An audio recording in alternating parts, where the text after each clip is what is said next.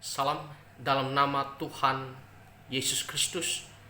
Saudara-saudara, di akhir-akhir ini kita sedang dihebohkan peristiwa peperangan antara Israel dan Iran. Israel melawan Iran. Dan kita membaca ataupun menonton di media sosial banyak sekali berita-beritanya. Nah, dalam peristiwa ini tentunya kita tidak mendukung yang namanya pembunuhan ataupun kehancuran. Nah, tetapi saya mau komentari, ada orang-orang yang mengatakan bahwa orang Israel bukan lagi bangsa pilihan Tuhan. Ada bahkan pendeta yang mengatakan bangsa Israel itu bukan lagi bangsa kesayangan ataupun bangsa pilihan Tuhan.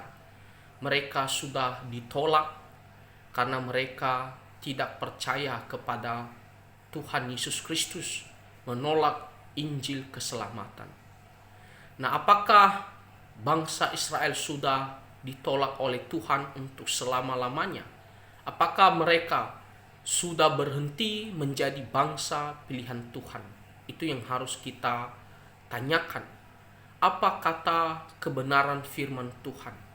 Kalau kita membaca di kitab Roma pasal 11, ketika Rasul Paulus sudah berbicara tentang ketidakpercayaan orang Israel.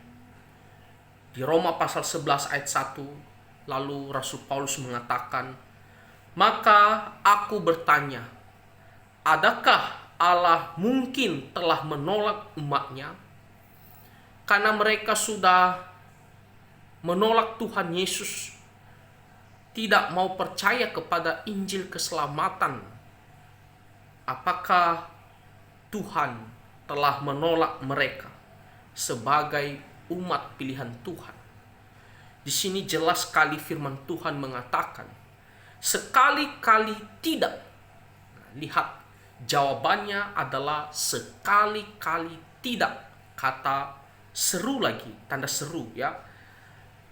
Karena aku sendiri pun orang Israel, dari keturunan Abraham, dari suku Benyamin.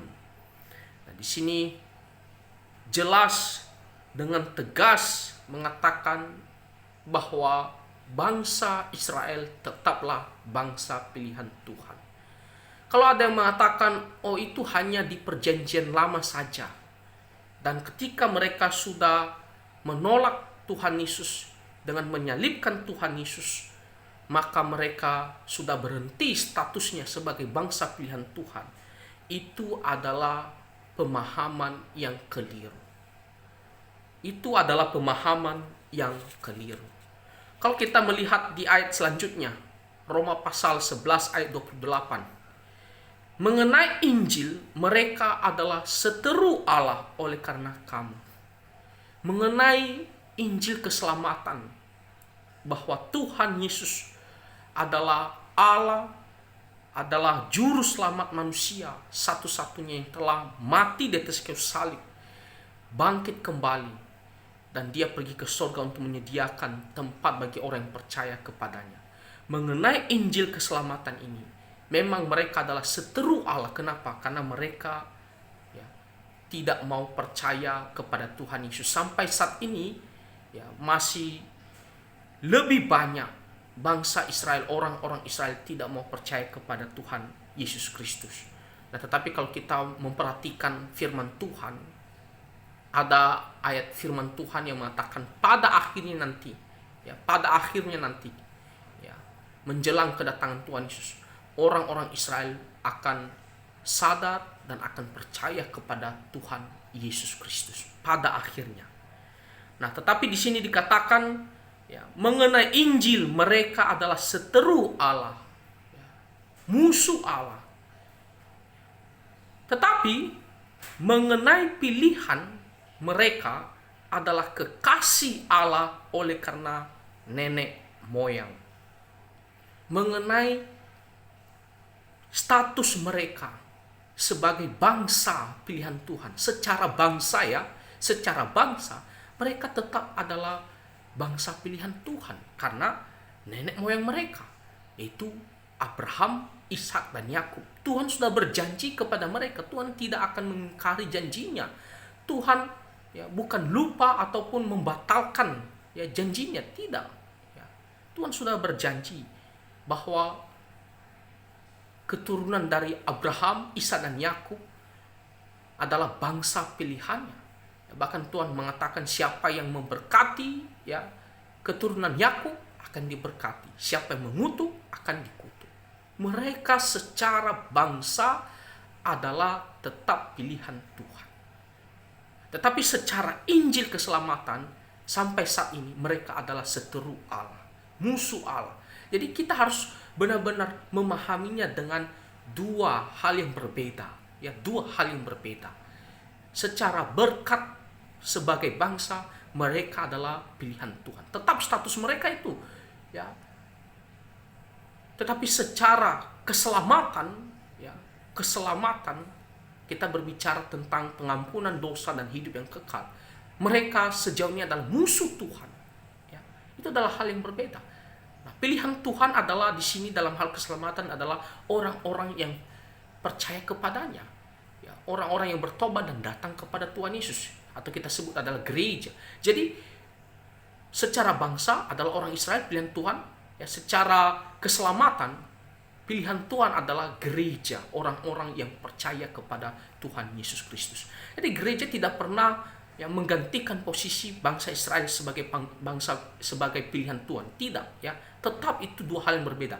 Bangsa Israel secara keselamatan, gereja pilihan Tuhan. Dua hal ini berjalan bersama-sama, dua hal yang berbeda. Nah, jadi kalau ada yang berpikir bangsa Israel bukan lagi bangsa pilihan Tuhan, itu adalah pemahaman yang keliru.